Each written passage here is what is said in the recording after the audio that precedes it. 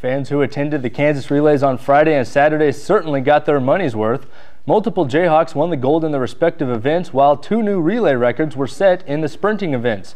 Two-time Olympian Veronica Campbell-Brown set a new relays record in the 200-meter dash with a time of 22.32 seconds, while here you can see Ivory Williams blowing away the competition and amazing the crowd in the 100-meter dash with a time of 9.95, the first time in the event's 83-year history that someone ran the 100 meters in less than 10 seconds. As for the Jayhawks, Mason Finley won both the shot put and discus events. And inside Memorial Stadium, the Jayhawks dominated the long relays, winning the women's distance medley to go along with both the men's and women's 4x1 mile relay. Additionally, Lauren Bonds won the 800-meter race with a personal best time of 2 minutes and 10 seconds, while Donnie Wassinger and Rebecca Stowe won the 1500 meters for the men and women respectively. The team will split up again this weekend, with some going to the Drake relays in Des Moines, while the rest will travel to the Penn relays in Philadelphia. The Jayhawks traveled to Lincoln, Nebraska, desperately needing to win the series after a difficult start in the Big 12, finding themselves with a losing record and standing 8th in the conference. Unfortunately, the Jayhawks fell 11-7 in the opener, meaning the Jayhawks would need to win the next 2 to salvage the series. And that's exactly what they did, thanks in part to senior Robbie Price, who's seen here hitting a double, but thanks in even larger part to Jimmy Waters. KU won Saturday's contest 7-4 and then took the rubber match yesterday 6-1. Waters hit a home run in all 3 games of the series, including 2 on Sunday.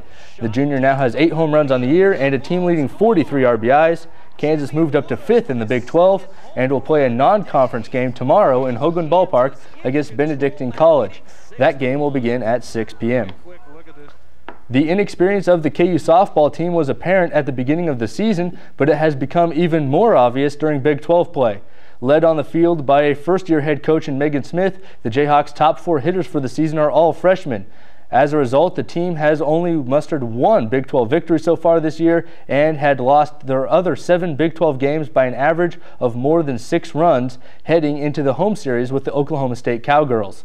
On Saturday, the Jayhawks would fall victim to the mercy rule yet again, trailing by 8 runs after the 5th inning to the number 9 team in the nation.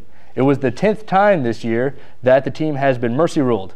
Sunday's contest was a little closer as sophomore Marissa Engel hit her 5th home run of the season, but in the end, KU lost, moving their conference record to 1-10 on the year, dead last in the Big 12.